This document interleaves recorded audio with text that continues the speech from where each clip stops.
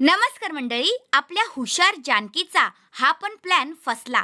चला तर मग पाहूया आजच्या पुढील भागात आपल्याला काय पाहायला भेटलं.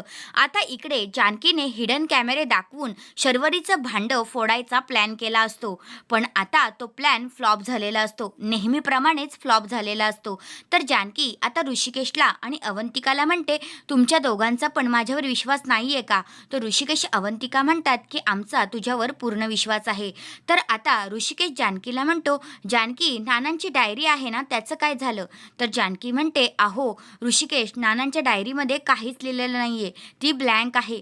दुसऱ्या बाजूला आता शर्वरी विचार करत असते, जर त्या जानकीकडे नानांची डायरी आहे, मग तिने तिथे दाखवली का नाही? एवढे सगळे मी तिच्यावर आरोप करत होते तरी सुद्धा तिने ती डायरी दाखवली का नाही? नक्की हिच्याकडे डायरी आहे ना?